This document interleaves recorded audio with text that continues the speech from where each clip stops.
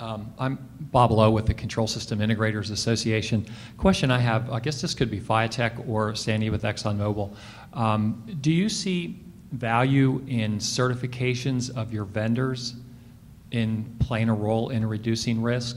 And I guess I'm asking, of course, from the viewpoint of our certification program, but even welders, or what value do you place in certifications amongst those who aid you in doing projects? We spend a lot of time selecting the very best provider for our projects. So we look at every aspect of what they're able to offer. We look at what gaps that might exist.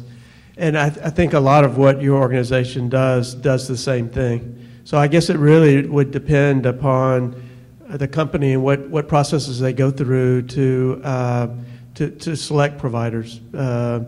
We have very, very large projects that we're executing, so we do a lot of due diligence to make sure that we got the very best providers. For others, they may not have the ability to do that, and perhaps they could rely on a provider like you or a service like you provide to do that for them. I do think it is important. I mentioned earlier that we don't rely on one provider. Because at least in our business, if you look at our downstream and chemicals folks, their facilities are somewhat similar from site to site. I know there are differences, but in the case of the upstream, they're all different. Every one of them is different, and so we find that the synergies that we may gain by using one provider to the next are not as great.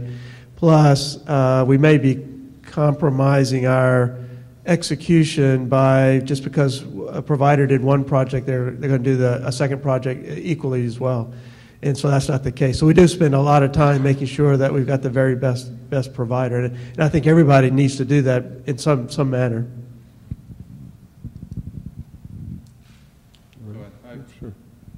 I agree with that response, and from Fiatech, we don't desire to be a certification or validation agency, but we'd be more aware. Members would come with an issue or opportunity, imagine what could be accomplished to change that, have Fiatech be like a sandbox to discover it and develop how it would go forward. And it may be out of that there's a need for certification or validation, and we would point to different places in the industry you could go get that. And if I put my EPC hat on, then yes, an EPC, there are a lot of things that I would have demanded have certification and validation. Bill?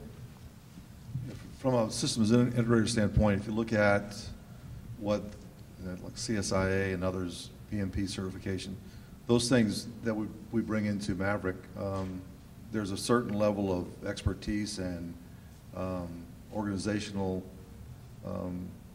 excellence or whatever it might be from a learning standpoint that those certifications bring to the table. And so we understand that as we work for different clients, that there's a recognition on this is a discipline that folks have gone through, and there's also a consistency.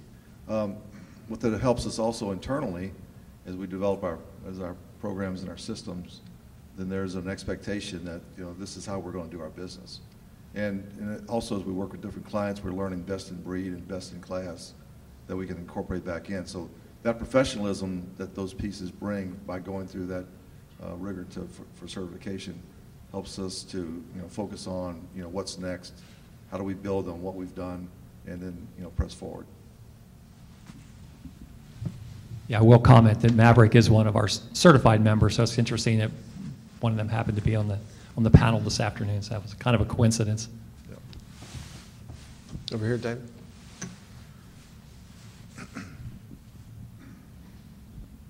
My name is Helle Stolz. I come from Statoil. In my company, we have a risk management process, of course, where we identify risks and pull them up ever so often and look them over or whatever we do. But we identify both what we call positive and negative risks. So we put the opportunities in on the same sheet, in the same tool, and treat them the same regulated way. And I would like to hear your comments on that. Is that something you have experience with? Do you see any difficulties or pluses or bonuses with that? Anybody want that? Morven? Yeah, please. Then Jerry? In Bechtel, we also recognize both risks and opportunities, and like to focus. And I think, you talked about transferring a risk into an opportunity. So we look at all of those scenarios and actively encourage projects to identify risks, opportunities, and those risks that may create opportunities if managed well. I think just in terms of the behavior of netting off risks and opportunities, there may be a view that if you're including opportunities and risks on the same register, that you may disincentivize behavior in terms of maximizing opportunities. But that's very much a cultural issue and one that we do recognize. Jerry?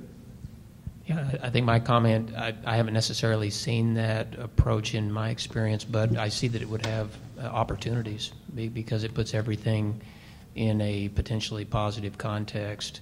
But again, one thing we can't lose sight of, if we look at the more, I would call it serious or high impact risk categories, we have to make sure that those receive adequate priority in terms of action and mitigation.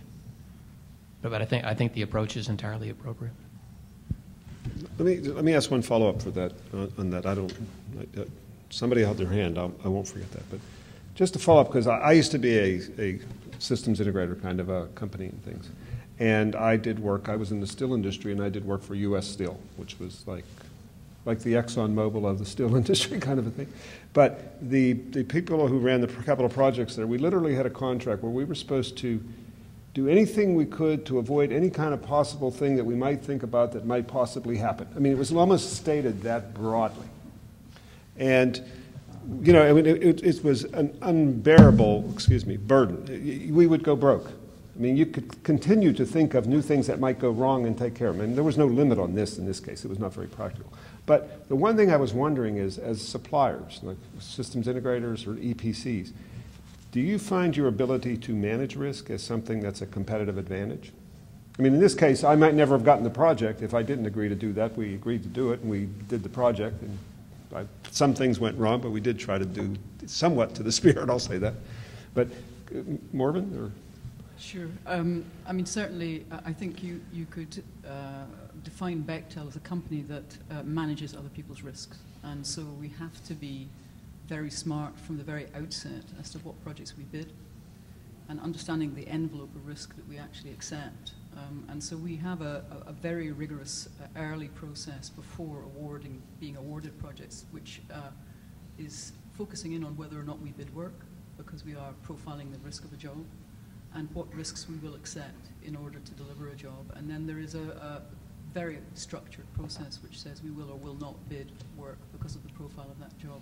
So once we get to award, having negotiated the deal, we're pretty close. We pretty closely understand the risks we've accepted.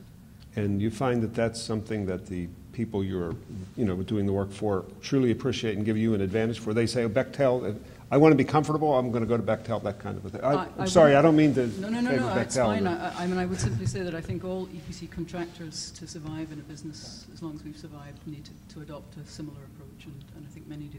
You had the same experience, Ray? Ray used to be with an EPC. I don't want you can mention the name or not. That's up to you. I did. So my time in Seachstrom Hill, a very similar process, and would have been applied on all projects and would have driven the decision on whether or not to take on that project. And I guess I'd add for EPCs, it's an essential competency to manage your business portfolio, and it's an important element of your overall performance.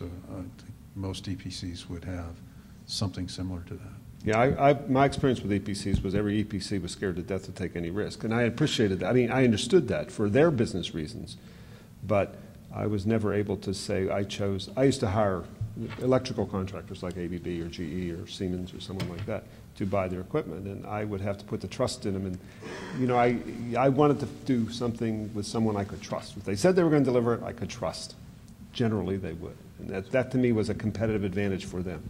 So I would add that, well, the EPC does take on risk. It's looking at, that's the job. As Morven said, you're managing that for your owner and yourself, and it's around that you're driving performance. So by nature, EPCs take on risk.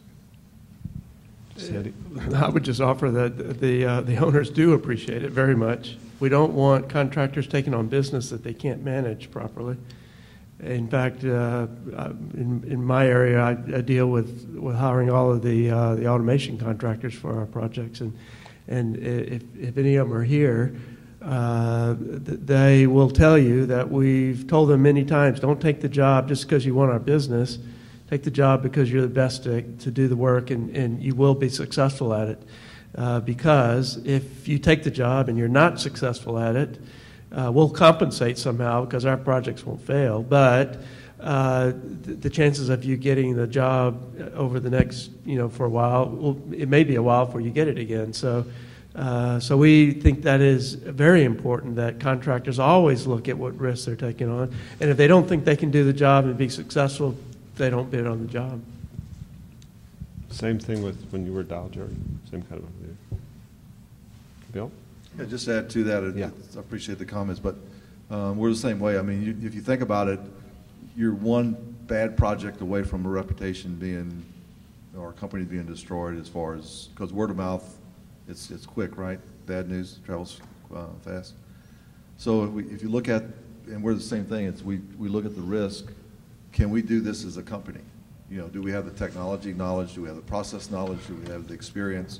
Do we have the folks with the right level of experience to do it? And have we done it before? So there are a lot of things that go into what we do as a company from risk management to look at it from the safety of the area to the locations to, again, like I said, technology and process and this kind of thing.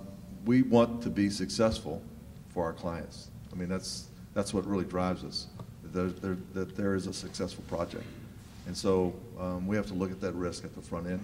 And then sometimes with my short career with Maverick, we've walked away from projects because this was not the right thing to do, or we could not get the right relationship with the client to mitigate some of those risks that we were finding.